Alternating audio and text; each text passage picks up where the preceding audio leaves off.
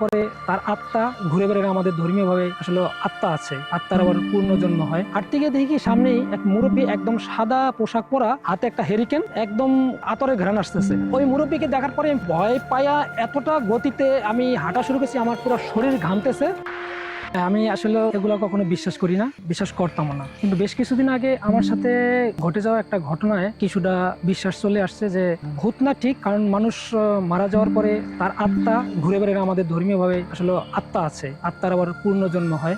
আত্মহত্যাজনিত বা হত্যাজনিত কিছু মৃত্যু, সেগুলো হয়তো আত্মাগুলো প্রেতাত্মা রূপে আকার ধারণ করে। এমন একটা ঘটনা আমার সাথে আসলে ঘটে গেছে ডিসেম্বরের 2 তারিখ সোমবার। তো সকালবেলা আমার ছোট ভাই আমাকে এটা ফোন দিল, সেদিন সোমবার ছিল। এই সময়ে আমাকে মূলত কেউ ফোন করে না এবং আমার পরিবার থেকে কেউ ফোন করে না। তো ছোট ভাই ফোনটা পাওয়ার পরে আমি হতভম্ব হয়ে গেলাম যে এত সকালবেলা ফোনটা দিল, কি ব্যাপার। বললো যে দাদা এই ঘটনা, আমাদের যে আত্মীয়, ওর নাম বললো, অজ্ঞাত দুর্বৃত্তরা ওকে আসলে মেরে ফেলছে। তো এই কথা শোনার সাথে সাথে আমি আসলে কি বলবো, আমি বললাম যে তুই ফোনটা রাখ, আমি একটু পরে তোকে ফোন দিচ্ছি। তো আমি বাথরুম থেকে ফ্রেশ ট্রেশ হয়ে আইসা ওকে আবার রিপ্লাই দিলাম ফোনটা, যে আসলে কি ঘটনা। বললো যে দাদা এই ঘটনা, সারা রাত ওকে খোঁজাখুঁজি করা হয়েছে কিন্তু ওকে পাওয়া যায়নি। পরে বললো যে আমরা ড্যামরা ওদের বাসা, তো ওকে পাওয়া গেল কোথায়, আমুলিয়া মডেল টাউনের মধ্যে। কিছু লোক বল্লা বল্লি করছে যে ভাই এখানে একটা লাশ পাওয়া গেছিল, কিন্তু সেই লাশটা সবুজবাগ থানায় নিয়ে গেছে। তো ওরা সবুজবাগ থানায় গিয়া আসলে ওকে শনাক্ত করে। তো এই পর্যন্ত আমাকে ওরা জানাইলো। তো আমি এই ঘটনা শোনার পরে মানে মন খারাপ হয়ে গেল।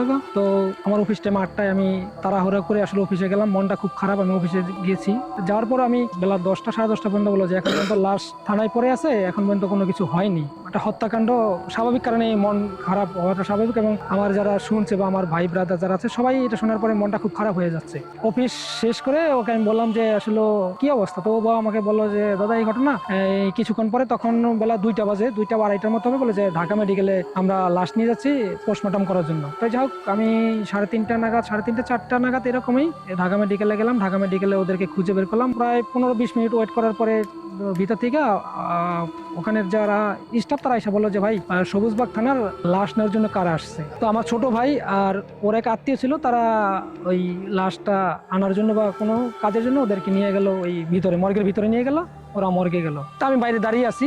আমাকে ওই মুহূর্তে সাদা পোশাক পরা, একেবারে টোটালি সাদা ভদ্রলোক এসে বলতেছে কি যে সবুজবাগ থানা থেকে লাশ নেওয়ার জন্য কে আসছে। তো আমি বললাম যে ভাই সবুজবাগ থানার লাশ নেওয়ার জন্য তো লোক ভিতরে গেছে। পরে উনি আমাকে বললো যে আপনি কি সবুজবাগ থানার যে লাশ তার আত্মীয়। আমি বললাম যে হ্যাঁ আমি আত্মীয়। পরে আমি বললাম যে আমার লোক ভিতরে গেছে, আমার লোক ভিতরে আছে। তো এই কথা বলার পর উনি করলো কি, চট করে উনি ভিতরে চলে গেল। তাই আমি বললাম যে ভাবলাম যে উনি ব্রাদার এখানের বা মর্গের কেউ বা এই টাইপের কিছু হবে। ওটা নিয়ে আমি আর তেমন খুব একটা কিছু ভাবলাম না।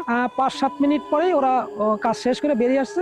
আমি ছোট ভাই জিজ্ঞেস করলাম যে কাজ শেষ, ভিতরে বললো যে হ্যাঁ দাদা কাজ শেষ। 2-3 মিনিট পরেই তারা ওই লাশটা বের করে নিয়ে আসলো। ওখানকার যারা আছে লাশটা বের করে আমাদের অ্যাম্বুলেন্স সামনেই ছিল। তো অ্যাম্বুলেন্সে লাশটা উঠাই দিল। আমি অ্যাম্বুলেন্সের সামনে বসছি, আমি একদম অ্যাম্বুলেন্স সামনে বসা। আমার ভাই আর যে ওরা এক আত্মীয়, তারা দুজন লাশের ওই সাথেই পিছনে বসা। তো ড্রাইভার অ্যাম্বুলেন্স ছেড়ে দিল। ছাড়ার পরে আমরা মোটামুটি ওই ঢাকা মেডিকেলের যে বার্ন ইউনিট, ওই বার্ন ইউনিটের সামনে আসলাম। তো বার্ন ইউনিটের সামনে আসার পরে হঠাৎ করে দেখি কি অ্যাম্বুলেন্স থেকে একটা গন্ধ আসতেছে। সেই গন্ধটা হচ্ছে আপনার মাংস বা কাঁচা মাছ টাইপের এরকম একটা গন্ধ আসছে। তো আমি ভাবলাম কি যে এরকম গন্ধ আসতেই পারে, স্বাভাবিক, কারণ লাশের গাড়ি যেহেতু প্রতিদিন লাশ টানে বা মর্গের থেকে আসা গাড়ি, এগুলা এই ধরনের ঘটনা ঘটতেই পারে। এর মধ্যে আমাদের গাড়িটা আপনার হানি ফ্লাইওভার উপরে উঠে গেছে। যখন আমরা উঠলাম ফ্লাইওভার ওঠার পরে, ফ্লাইওভারের মাঝামাঝির পরে হঠাৎ করে গন্ধটা চেঞ্জ হয়ে গেল। আগরবাতি টাইপের একটা গন্ধ আসতেছে। তবে সেই আগরবাতিটা আমার কাছে এমন একটা গন্ধের মতো মনে হলো, যেটা আমাদের বাংলাদেশি কোনো আগরবাতির গন্ধ না, এটা আরবের বা এই ধরনের দেশের। ডাইনি বাইনি তাকাইলাম, তখন কিন্তু ফ্লাইওভার উপরেই আগের যে মেয়র ভবন ছিল বা মেয়র অফিস, তার আশেপাশে। আমি বললাম যে পুরান ঢাকা যেহেতু, এখানে হয়তো আগরবাতিটা পুরান ঢাকায় এগুলো হইতে পারে। তো যাক, সেটাও কোনো ভাবলাম না।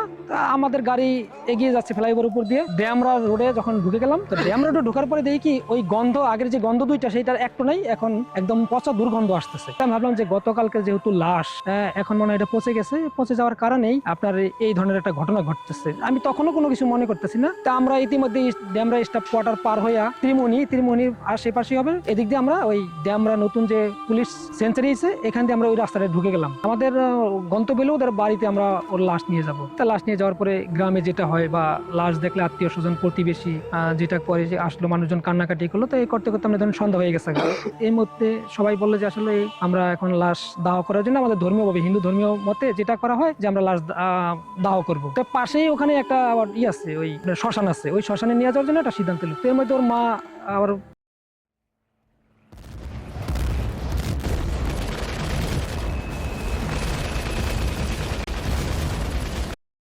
মাও একটু মনে হয় বললো যে আমার ছেলেকে আমি তারে মাটি দিব। তো অনেকে বললো যে না, আমাদের আসলে হিন্দু ধর্মে এই জিনিসগুলো তো খুব একটা নাই, আর আছে সেটা হলো একদম ধর্মীয় সাধক ঠাধক সাধু যারা তাদেরকে মাটি দেয়, কিন্তু এছাড়া নর্মালি যারা মারা যায় তাদেরকে আগুনেই পোড়ানো হয়, চিতায় যেটা দাহ করা হয়। তো সবশেষে সিদ্ধান্ত হলো যে আমরা ওকে আসলে পুরাবো। তো সিদ্ধান্ত মোতাবেক আমরা ওই বাড়ি থেকে ওরে নিয়ে আমরা লাশ নিয়ে শ্মশানে চলে গেলাম। তো শ্মশানটা হইলো ড্যামরা যে বর্তমানে পুলিশ সেঞ্চারি, ওইটার পাশেই নদী। এই নদীটার নাম হচ্ছে বালু নদী। এই পার হলো বালু নদীর সাথেই আপনার শ্মশানটা, আর ওই পার হইলো কয়েতপাড়া ইউনিয়ন যেটাকে বলে, একদম নদীর সাথে। ওই যখন আমি শ্মশানে ঢুকলাম, ওই শ্মশানে ঢোকার সাথে সাথেই ওই শ্মশানটা দেখলে মনে হয় যে একটা ভৌতিক অবস্থা। আপনি ওই শ্মশানটা দেখলে যে কোনো মানুষ নতুন গেলে তার ভিতরে একটা ভয় কাজ করবে যে আসলে এটা একটা ভূতের পরিবেশ। কেমন জানি মনে হলো যে কেমন একটা জায়গা। ধর্মীয় কাজ ওখানে শেষ করলো, ওখানে যে একজন লোক আছে সে বললো যে ভাই এটা যেহেতু পুলিশ কেস, কিছু কাগজপত্র লাগবে, এই কথাটা বললো।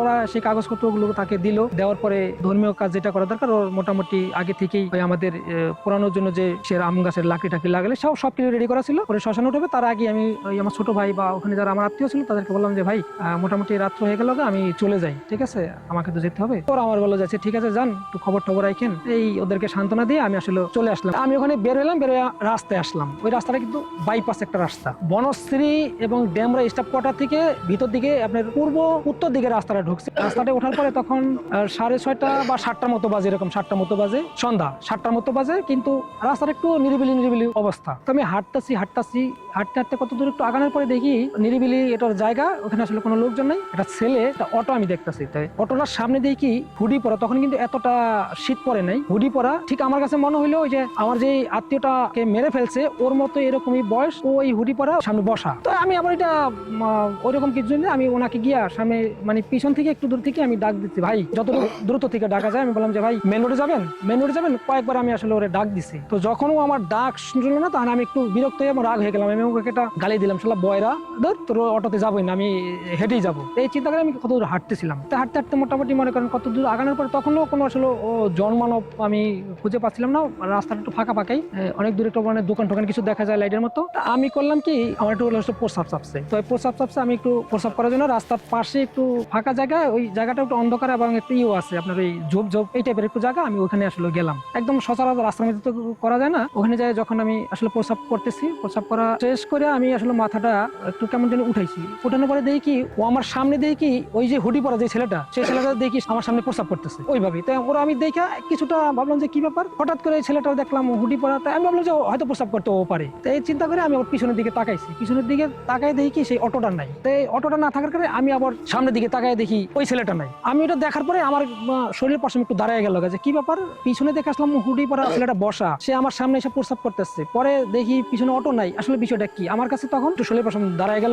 এরকম বিষয়টা বা এরকম ভয়টা আমি কখনো পাইনি। এরকম তেমন একটা খুব একটা কেমন জানি মনে হচ্ছে আমার কাছে, শরীরটা কেমন জানি হয়ে গেল দেখি একটু বারবার হয়ে গেল তখনও মনের ভিতরে শ্বাস নিয়ে আগাচ্ছে যে আসলে এটা কিছুই না, এটা আমার মনের একটা ধারণা, আসলে ভূত পেতনি বলতে তো আসলে কিছু নাই, এরকম কিছু না। আমার ভাবতেছি যে আমার যে আত্মীয়টা মারা গেছে ওর মৃত্যুটা তো আসলে স্বাভাবিক না, এটা তো অস্বাভাবিক মৃত্যু। আর দেখতে ওই ছেলেটা ওর মধ্যে আমার কাছে মনে হইলো। আমি দ্রুত হাঁটা শুরু করছি। হাঁটতে গিয়ে দেখি সামনেই এক মুরব্বী, একদম সাদা পোশাক পরা, হাতে একটা হেরিকেন, একদম আতরের ঘ্রাণ আসতেছে। তা আমার কাছে একটু আত্মবিশ্বাস জন্মালে যে হয়তো যে মুরব্বীকে সামনে দেখতেছি উনি মনে সম্ভবত নামাজ পড়ে বেরিয়েছে। তা আমি হাঁটতেছি, উনিও আমার মতো করে হাঁটতেছে। আমি কি ঢাকা শহরের আশেপাশে তো কেউ হারিকেন ইউজ করেন না, তো ওনার হাতে হারিকেন কেন? তো ওনাকে আমি ডাক দিলাম যে মুরব্বী করে 3-4টা ডাক দিচ্ছি, মুরব্বী মেন রোডটা কত দূরে। তখনও দেখি কি সেই মুরব্বী আসলে আমার ডাকে সাড়া দিচ্ছে না।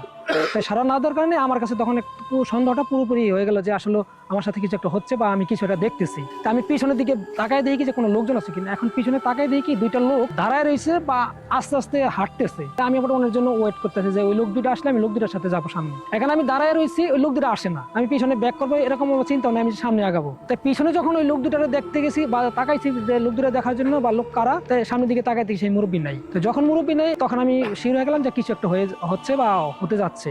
আমি আসলে তখন পুরাই ওই মুরব্বীকে দেখার পরে ভয় পায়া এতটা গতিতে আমি হাঁটা শুরু করেছি, আমার পুরো শরীর ঘামতেছে। সামনে আগাচ্ছি, আগানোর পরে দেখি কতদূর আগাচ্ছি, দেখি একটা বাড়ি। তা আমি বাড়ির সামনে মেন রোডের রাস্তাটার সাথেই বাড়ি। তো বাড়ির আমি গেটের সামনে গেলাম, গেটের সামনে গেছি মতো দেখি একটা লোক গেটের সামনে দাঁড়িয়েছে। তখন আমার বিশ্বাস হইতেছে না যে এইটা কি সেই মানুষ কিনা। তো ওনাকে আমি জিজ্ঞেস করলাম যে ভাই আপনার সামনে রাস্তা কত দূর, মেন রোডটা কত দূর? তো উনি বললো যে মেন রাস্তাটা খুব সামনে, বেশি দূরে না, আপনি 2 মিনিট হাঁটলেই আপনি যেতে পারবেন। তা আমি করলাম কি ওখানে হাঁটতে হাঁটতে দেখি হ্যাঁ গাড়ির আওয়াজ পাচ্ছি, বড় বড় ট্রাকের শব্দ হচ্ছে। আমি হাঁটতে হাঁটতে আমি আসলে মেন রোডে চলে গেলাম। এর মধ্যে দিয়ে লোকজন, আমি ওখানে লোকজন পেলাম। তো আমি ওখানে ওঠার সাথে সাথেই রাস্তাটার পাশেই একটা দোকান, ওইখানে আপনার চা, ডিম, মুড়ি, চটপটি, ফুচকা গুলো বিক্রি করতেছে। তাই আমার আসলে ক্ষুধাও লাগছিল, বুঝছেন। তাই ক্ষুধা লাগার পরে আমি চিন্তা করলাম যে আমি আসলে কিছু খাই, যদিও ভয় লাগছিল, তারপরেও মানে আসলে ক্ষুধাটা লাগছে। তাই যাই হোক, আমি ওনাকে বললাম যে ভাই আমার একটা ডিম দেন, আমি একটা ডিম খাবো। তো উনি আমাকে করলো একটা ডিম দিল, বললাম যে একটা মুড়ি দেন। তো উনি আমাকে একটা মুড়ি বানাই দিল। তাই ডিম আর মুড়ি খাচ্ছি। তাই আমি আবার একটু শরীরটা আসলে কেমন জানি একটু কিছুটা তো অ্যাবনর্মাল হয়ে গেছি গা। তো উনি আমার বললো কি যে ভাই তিনজন লোক দেখলাম ওখানে বসা। তা আমার বললো যে আমাদের যে টুলটা আছে, আপনি টুলে একটু বৈশা খান, দাঁড়ায় খাই না তো, আপনি বৈশা খান। তা আমি করছি কি, একটু আলো একটু আধার এই টাইপের জায়গাটা। তা আমি ওখানে আবার ওই টুলে বসলাম। তাই টুলে বসার পর আমি টুলে বৈশা আসলে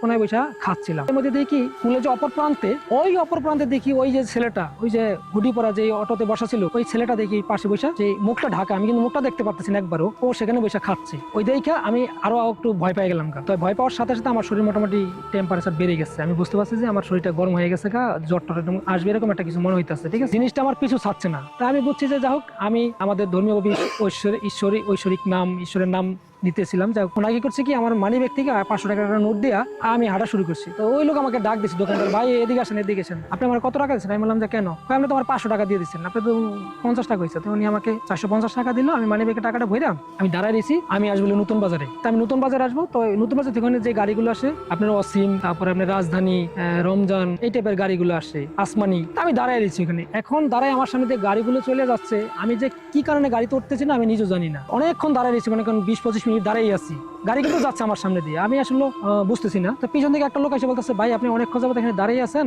আপনি আসলে যাবেন কোথায়? আমি বললাম যে ভাই আমি নতুন বাজার যাবো। নতুন বাজার গেলে আপনি গাড়িতে ওঠেন না কেন? আপনি কি অসুস্থ নাকি? আমি বললাম যে ভাই একটু মনে হয় আমি অসুস্থ। পরে উনি সামনে দেখতেছি কি একটা রাজধানী গাড়ি আসতেছে, উনি আমাকে রাজধানী গাড়িতে উঠাই দিল। ওঠার কিছুক্ষণ পরেই আমি আমার ছোট ভাই, ওই যেই ভাইটাকে রাইখে আসছি ওই শ্মশানের কাছে, পরে আমি ফোন দিয়ে বললাম যে তোরা কোথায়? তো বললো যে দাদা আমরা তো এখনো শ্মশানে আছি। আমি বললাম যে একটা সমস্যা তো হয়েছে। বললো যে কি সমস্যা? আমি বললাম যে আমি তো গাড়িতে উঠছি, তো এই করতে করতে গাড়ি অলরেডি বনশ্রী আইডিয়াল স্কুলটা বা এর আশেপাশে চলে আসছে। তো আমার বললো যে আপনি এখন কোথায়? আমি বললাম যে আমি তো এখন বনশ্রীতে আইডিয়াল স্কুলের আশেপাশে। পরে আমি বললো যে আপনি ওই রাস্তা দিয়ে যান, ওই রাস্তা দিয়ে গাড়ি যাবে। তো আপনি যেটা মনে হইতেছে যে আপনি দিক ভুলে গেছেন, আসলে সারাদিন এই পেরায় ছিলেন, তারপরে এই বিভিন্ন টেনশন, আপনি এটা কোনো সমস্যা না, আপনার গাড়িতে নামাই দিবে, গাড়িতে যান। তো ভাই গাড়িতে ঘুরে ঠিরা আমাকে গাড়িতে নিয়ে যাচ্ছে, কিন্তু গাড়ি ভাড়া নেওয়ার জন্য আমি যেখানে বসা, ওই গাড়ি ভাড়া নিতে আর আসতেছে না। আমি কি আসলে কি ঘুমাই গেছিলাম কিনা আমি নিজেও বলতে পারি না।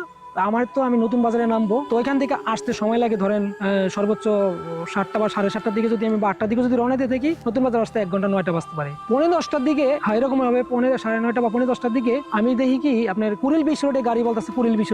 তাই আমি বললাম যে আমি তো কুড়িল বিশ্ব রোড চলে আসছি কিনা, আমি তার পিছনে নামবো। তারপরে আমি নেমে গেছি, আমি আর ওনাকে ভাড়া দিই নাই, ভাড়া না দিয়ে আমি নেমে গেছি। উনি চলে গেল, ওইখান থেকে ওই রিক্সাওয়ালা নিয়ে আমি নতুন বাজার চলে আসলাম।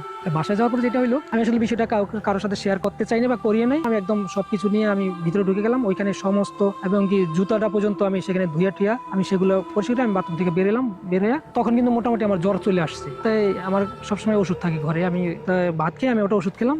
মজার ঘটনা হলো যে রাত্রে এমন জ্বর আসছে, মনে হয় যে 103-4 হবে জ্বরটা। হ্যাঁ, ঘামও দিছে, আমি ফিল করছি। মাঝরাতে একবার উঠছিও। সকাল দিকে আমার গায়ে কিন্তু বিন্দুমাত্র কোনো জ্বর নেই, এবং সকালবেলা জ্বর নেই আমার কাছে মনে হয় না যে আমি আসলে আমার যত কালকের যে ঘটনাটা, এই ঘটনাটা বারবার আমাকে শুধু, আমি বুঝতেছিলাম যে আমার সাথে এরকম একটা ঘটনা ঘটছে। আসলে পরের দিন খুব ভোরে এলে আমার গ্রামের বাড়িতে যাবো। গ্রামের বাড়িতে আমার বাড়িতে মন্দির আছে, আমার বাড়িতে অনুষ্ঠান, তো আমি সেখানে যাবো খুব ভোরবেলা। এরকম একটা প্রিপারেশন ছিল, কিন্তু আমি ভয়টা কিন্তু তখনও ভিতরে কাজ করতেছিল। জ্বর নাই কিন্তু ভয় ছিল, আতঙ্কটা ছিল যে এরকম একটা ঘটনা আমার সাথে ঘটলো। আমার সাথে আসলে কখনো এরকম ঘটনা ঘটে নাই, আর আমি কখনো এগুলোকে বিশ্বাসও করতাম না যে ভূত বা এই টাইপের কিছু। কিন্তু আত্মা আছে, আত্মাকে বিশ্বাস করি। বা মৃত্যুর পরে অপবিত্র মৃত্যু যেটাকে বলে, অস্বাভাবিক মৃত্যু, যেমন ধরেন আত্মহত্যা বা হত্যাকাণ্ড বা এই ধরনের মৃত্যুগুলো, সেইগুলো প্রেতাত্মা হয়ে যায়, এটা আমি বিশ্বাস করি। বা আত্মা আছে এটা বিশ্বাস করি। আমাদের ধর্মে আছে যেটা বারবার জন্মগ্রহণ করে, পুনর্জন্ম হয় আমাদের মধ্যে, সেটা বিশ্বাস করি। আত্মার আসলে মৃত্যু নাই, আত্মা কখনো মরে না। এইসব চিন্তা আমার ভিতরে কাজ করতো, কিন্তু ভূত আছে এটা আমি কখনো বিশ্বাস করতাম না। কিন্তু এবার আমি যে জিনিসটা দেখলাম সেটা আমি একদম বাস্তবতার সাথে আমি দেখেছি। ঠিক আছে, আমার কাছে মনে হয়েছে যে ওর আত্মাই বা ওর আত্মাটাই কিনা এরকম ভাবে আমার সাথে দেখা দিল বা সাক্ষাৎ হলো। ও আমার শরীরে ঘুরে বেড়ায়। রহস্যময় এমন অনেক ঘটনা পৃথিবীতে ঘটে, যার ব্যাখ্যা বিজ্ঞান দিতে পারে না। তোমরা কারা যাচ্ছ? আমাদের উঠাও। অবিশ্বাস্য এমন গল্প শুনতে চায় চলতি গল্প বলতে আমাদের সাথে যোগাযোগ করুন।